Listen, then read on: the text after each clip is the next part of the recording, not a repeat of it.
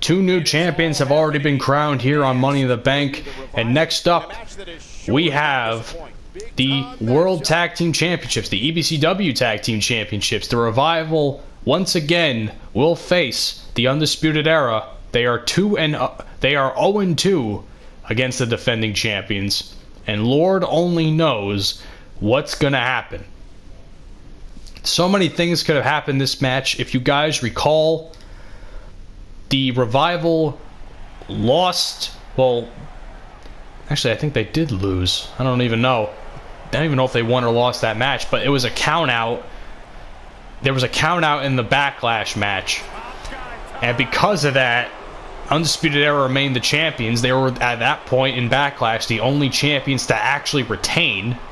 Up until a couple matches later. I forgot who did retain. I think it was AJ Styles. But regardless, doesn't matter.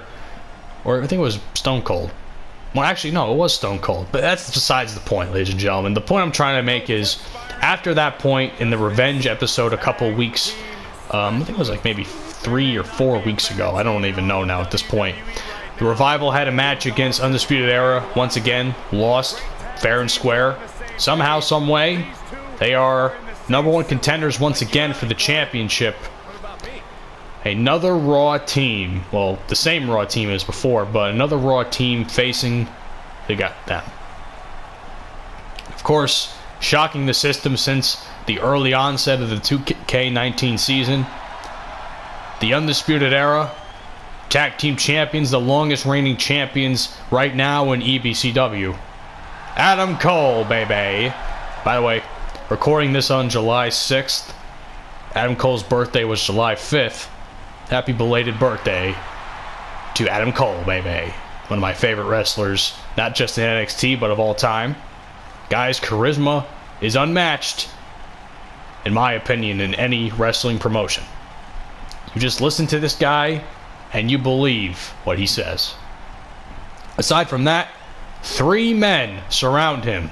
The champions, Kyle O'Reilly and Bobby Fish, also known as Red Dragon from their times in Ring of Honor and New Japan. Former Ring of Honor Tag Team Champions and IWGP Junior Tag Team Champions. And of course, Roderick Strong flanking from behind. So, this is what happened before, or has happened in the past. Adam Cole or Roddy are going to get involved in this match in some way, shape, or form, most likely screwing the Revival. So the Revival have to be aware once again that numbers are not on their side. That is what it's all about, ladies and gentlemen. The Tag Team Championships of EBCW. And here's our introductions. At a combined weight of 446 pounds, Dash Wilder and Scott Dawson, the Revival. Hashtag top guys. And their opponents. But the real top guys are right here. Of 397 pounds, they are the World Tag Team Champions, Bobby Fish and Kyle O'Reilly, the Undisputed Era. You know, a side thing for 2K. Please, if Undisputed Era is in the game, which they will be in 2K20, for the love of God, please include Kyle O'Reilly's air guitar on the title as a championship entrance for Undisputed Era. That would be fucking dope. And once more, these two will face off for the 3rd time. Don't know what Revival has done to earn the championship opportunity they have, but if they win, this would be the ultimate form of revenge against the Undisputed Era for all the hell they have given them since Backlash.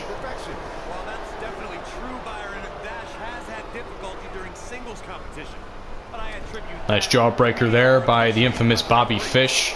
I actually recently listened to the podcast he had with Edge and Christian on their show, and it was very enjoyable to listen to. Guy is sarcastic as fuck, and it's actually hysterical, to be honest with you. punch miss and revert and punch of his own for Dash Wilder. And if it's one thing I think that Undisputed Era has over the Revival is striking. Both men, as in Kyle O'Reilly and Bobby Fish, have some sort of MMA background.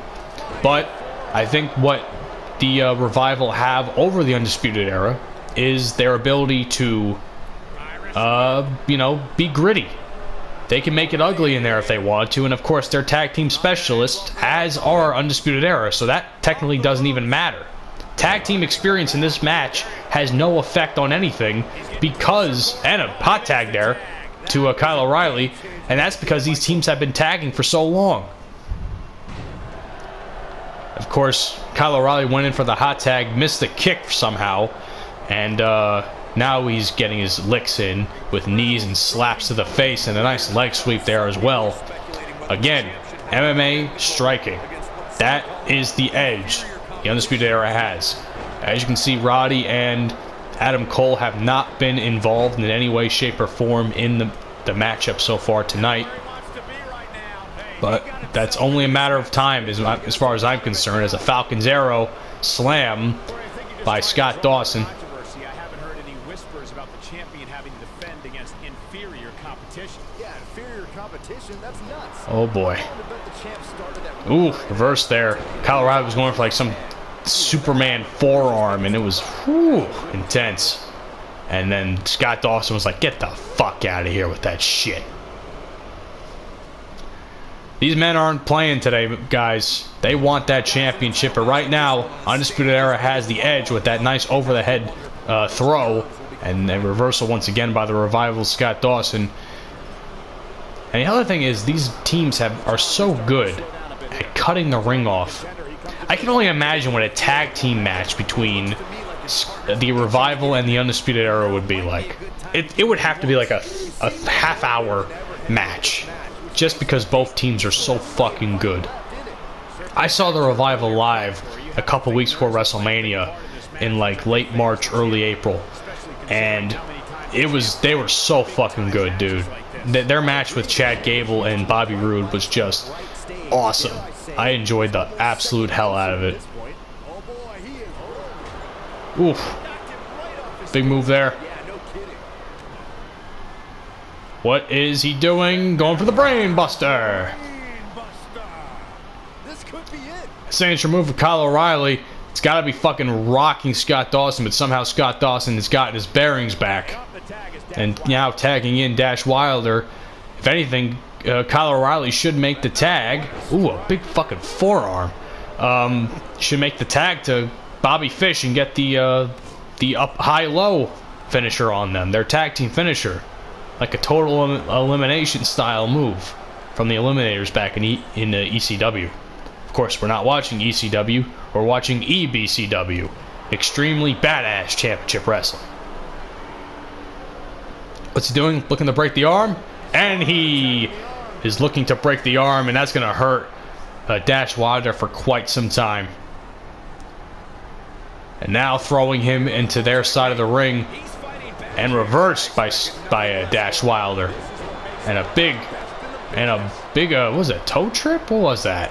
I don't know what he was going for, but it definitely worked. And now finally Bobby Fish is entering the match one more time. Second time in the match. Kyle O'Reilly was in there for a great deal and endured a lot of damage. Don't know if that's going to be good or not. Nice reversal there by Bobby Fish, trip to the leg, and we're going for the single leg Boston Crab. Really trying to retch in on the back and legs of Dash Wilder, but not before Dash Wilder could reverse that. What's his plan here? Throwing him into the ropes, which is on his side of the ring, which is not really that smart of a move. But now it's onto the outside. And Adam Cole and Roddy Strong have no choice but to watch what's happening as a big backbreaker happens on the outside to their man, Bobby Fish. Thrown into the apron there. That's definitely not going to feel good. He's going to feel that in the morning on Raw, I'll tell you that much. And that big clap. Super kick to the gut as a reversal. Where are we at here in count? 6. The same thing could happen like they happened at Backlash. Get in there. Oh my God, Adam Cole went for it at the last second. Probably would have wasted more time by Dash Wilder. What's going on here? Shatter Machine. Shatter Machine. Could this be what happens? Oh no, there's Roddy. There's Roddy on the apron. That is what's going to happen when you're facing the Undisputed Era. When you're facing 2, you're facing literally every member of the faction. 1. And a kick out at 1 because of so much time being wasted there. Roddy Strong's interference definitely came in dividends, and I highly doubt that the Revival is going to come back from that. Big knee smashing his face into the canvas. You have to feel going for a gator roll now too. That's not something you see every day.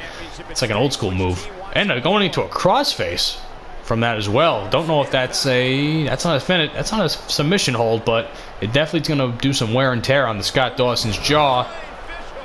And a flying fish hook, according to Michael Cole, is the name of that finisher, which is a massive clothesline. Wow. That's a hell of a name there, Bobby Fish, for a move. I gotta say, I'm impressed. We've seen some great tag team action over the years here at WWE. Scott Dawson making the smart choice, tagging in Dash Wilder. He's endured a lot of damage, and of course, Kyle O'Reilly just gonna take Dash Wilder and to throw him into their side of the ring. If you wanted to see what a match between the Revival and the Undisputed Era was like, this is exactly what you're gonna get. And right to the outside, Kyle O'Reilly went, and Dash is just going to taunt them now.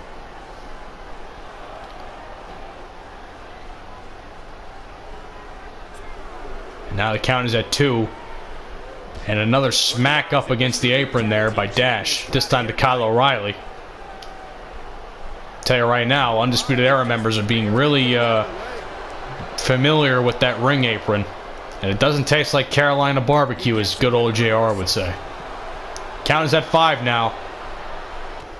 Gotta get him back into the ring if you want to win. You don't want a replay of what happened at Backlash. I mean, Jesus. Count is at 7. And now Dash is back into the ring. These men have to realize that they can't just do what they're doing. They can't just go to the outside. And what is going on here? Some sort of leg submission. It's definitely hurting, and a steel chair has now entered into the ring because fuck it, why not? Holy shit. Don't know why it's there, but kicked there by Kyle O'Reilly. You have to wonder if that chair is going to come into play. And Adam Cole now is involved in the matchup, making his official presence known. He tried doing that earlier in the match, but didn't really work out. And now they have, and it's the other thing. Adam Cole and Roddy have to realize that they keep doing shit like this, they're going to get kicked out of the ring. And God forbid Undisputed Era loses, it's going to be on them. What is this? Oh, cross armbar. Oh, what the fuck is that? I have no clue, but it's a submission hold and it looks like it hurts. And we'll have to see if Dash Wilder taps out. And he tapped. He tapped. Undisputed Era are officially the rulers of the Revival. My God, what a match that was, and what a hell. That was the Revival's best chance of winning the tag team championships right there, ladies and gentlemen. A damn shame that they lost, but in the end, it was the interference on the outside by Roddy and Adam Cole that paid dividends in the long run, leading for the submission hold win by Kyle O'Reilly. And that chair you see in the ring there never, ever made an appearance.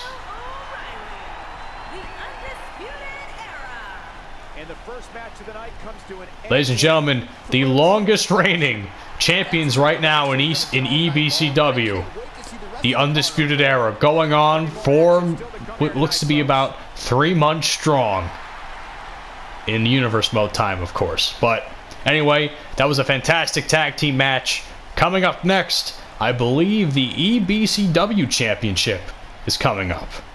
And that's going to be something you don't want to miss. Triple H facing the new EBCW champion Braun Strowman. And that's coming up next.